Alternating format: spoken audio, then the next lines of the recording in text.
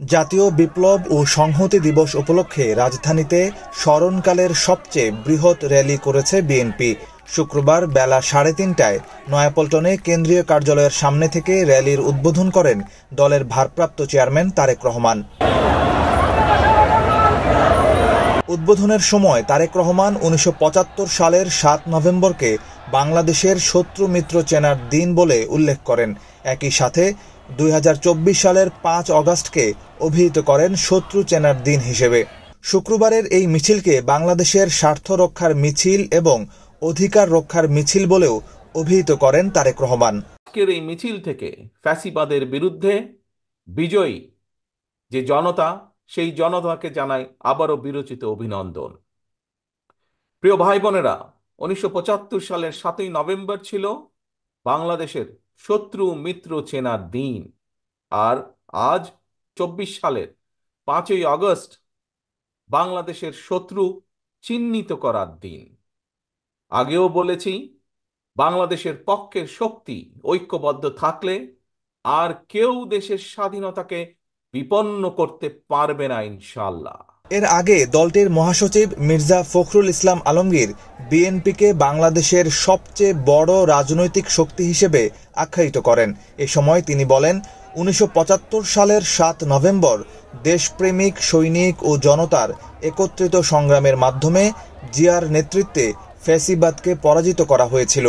জাতীয় ঐক্য সৃষ্টি করে আমরা যে কোনো প্রচেষ্টা যারা বাংলাদেশকে ধ্বংস করতে চায় তাকে আমরা নস্যাৎ করে দেবো, তাই না?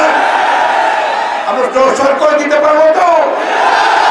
আমরা যে চেতনা উদ্বুদ্ধ হয়ে সাহসে ভর করে যেভাবে অতীতে এগিয়ে গিয়েছিলাম, সামনেও আমাদের সামনে কোনো সংকট আসতে থাকে আমরা অবশ্যই মোকাবেলা করতে সম্ভব।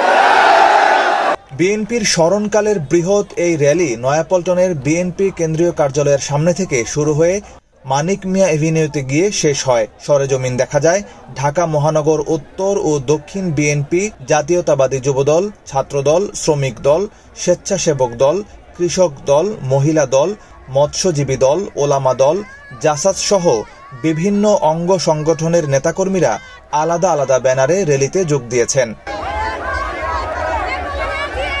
এর আগে বেলা ১১টার দিকে ঢাকা মহানগরের বিভিন্ন ওয়ার্ড ও আশপাশের জেলা থেকে বিএনপির নেতাকর্মীরা ছোট ছোট মিছিল আকারে নয়াপল্টনে জড়ো হন। এ সময় নয়াপল্টন, কাকরাইল, ফকিরাপুল, শান্তিনগর, মতিঝিল সহ আশপাশের এলাকার অলিগলি লোকে লোকারণ্য হয়ে যায়। এ সময় নেতাকর্মীদের গায়ে ছিল রং বেরঙের গেঞ্জি, হাতে ছিল বিভিন্ন ব্যানার ও প্ল্যাকার্ড।